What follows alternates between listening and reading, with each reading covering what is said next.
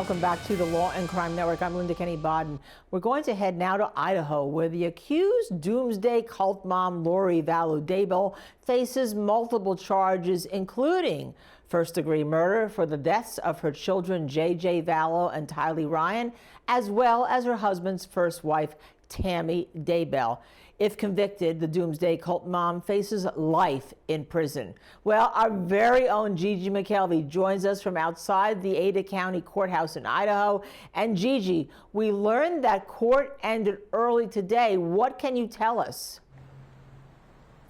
There was a death on the prosecution side. A family member of prosecutor Lindsay Blake passed away, so they're being gracious and allowing today to adjourn early. Also, there will be no court on Monday due to this, so that's the reason we're out early and will not have court on Monday. And tragic. I feel terrible that the prosecutor had a death in the family, especially trying a case about deaths. But what occurred subsequently in the courtroom this morning? Was there anyone on the stand that could shed light on the deaths of anyone else? Well, Detective Ray Hermosillo from the Rexburg Police Department, he finished up on cross-exam. He was one of the first people on this case, even before it was known the kids were missing. And then Joe Powell from the Fremont County Sheriff's Office came on after him and gave a little bit of insight into a few aspects of the investigation. He was brought on initially to look for the Jeep that was tied to that attempted murder of Brandon Boudreaux, who is Lori Vallow's ex-nephew-in-law and the ex-husband of Melanie Boudreaux Pulowski, who was involved in this group. Then it became intermittent surveillance on Chad and Lori. We saw a couple of pictures of them we had not previously seen, of them walking hand in hand into a Hobby Lobby and sitting at a restaurant table across from each other. And then he was also present when they exhumed Tammy Daybell's body. So we saw the progression photos of them exhuming her, as well as the photo of her on the autopsy table. And the other thing was that he checked in on her prescriptions and found that number one, she didn't go to the doctor very often, but the only medication that she was on were two different types of medications for depression. And that played into reopening that investigation into her death, along with all the suspicious death and circumstances surrounding Lori and Chad. Now, the exhumation and the autopsy that they're about to talk about with Tammy Daybell, she was not autopsied initially when she died 2 weeks before Chad Daybell married Lori Vallow and became Lori Vallow Daybell. Why not? And could you tell us, remind our viewers, what the cause of death now that the prosecution says happened to to Tammy Daybell, sorry? Well, it's the coroner that determines whether an autopsy is performed or not, and the coroner, Brenda Dye, just concluded that this was a natural death, and Tammy was immediately taken to the funeral home and buried, although we have heard that Chad declined an autopsy. But the Rexburg Sheriff, Lynn Humphreys, made clear soon after this hit the news that it's not the family's decision. So there were just a lot of unanswered questions. She was 49, and really nobody said she was in bad health, and Chad and the kids were saying she was not in good health. So they exhumed her body and found that her cause of death was asphyxiation, which is not a natural death. So it's a homicide, and now Lori is charged with conspiracy to commit first-degree murder in her death. Chad has the actual murder charge for her, for Tammy Daybell, his ex-wife. Yeah, and yesterday, I understand there was a lot of fireworks and waterworks in the courtroom from Lori Vallow Daybell. Tell us what happened in that courtroom involving her in great detail, Gigi, if you could. Well, when we were coming back from lunch, I noticed when Lori walked into the courtroom, she looked like she'd been crying, which is something we have not seen really at all since before, when there were cameras in the courtroom, up until last week. You know, I've watched this every day since day one of jury selection and have seen no emotion. And I turned to somebody and said, she's upset. So they called for a 30-minute break. And at one point, they were in a little hallway behind where the judge sits. And they called the bailiffs back there. So we were in the courtroom with no bailiffs, which is kind of odd. But ultimately, she wanted to opt out of sitting through the testimony of the graphic photos showing J.J. and Tylee's remains at the crime scene and then on the autopsy table.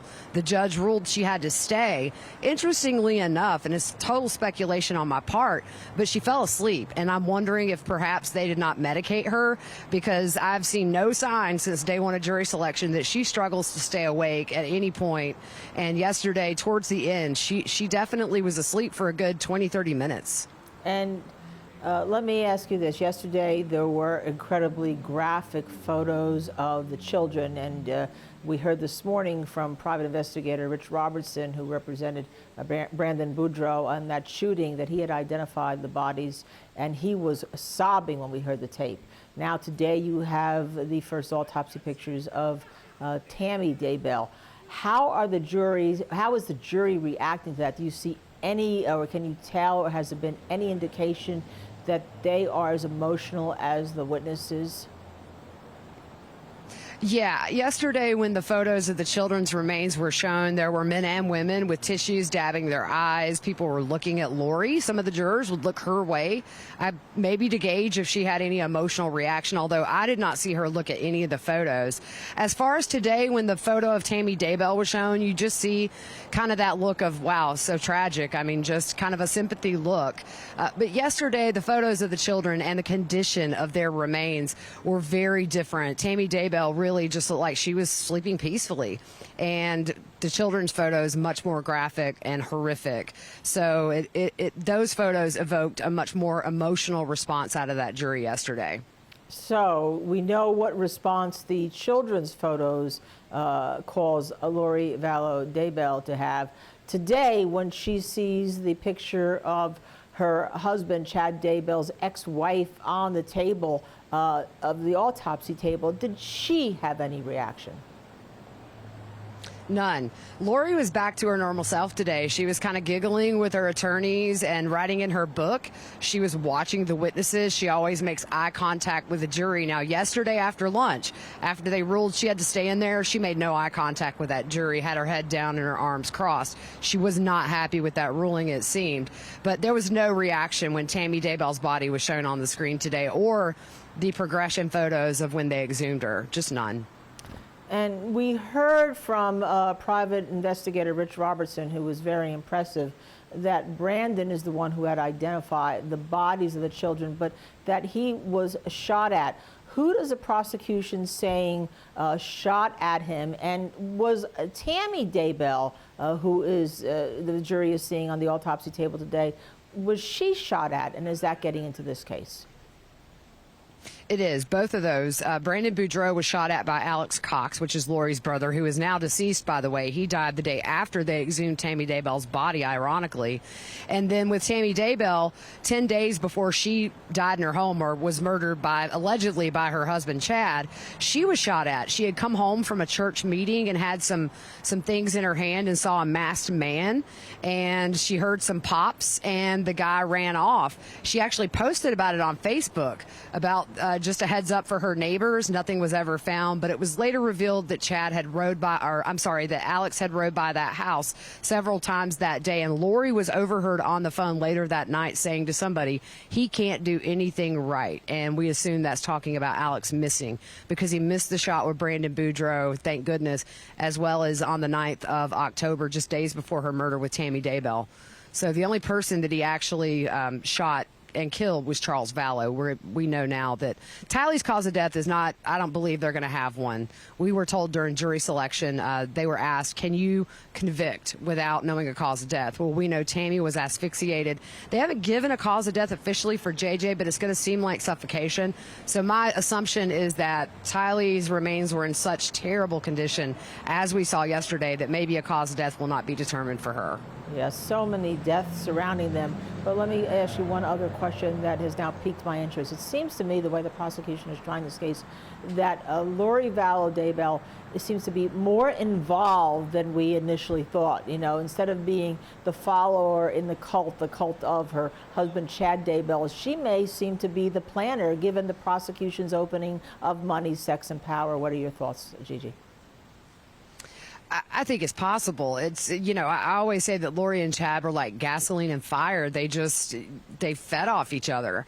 And so I don't know who kind of had the upper hand, but if you look at Lori's past, that's how she's always operated. If something's in her way, she gets rid of it. She did so with ex-husbands, and, you know, she's never been held accountable for anything, and now she finally is.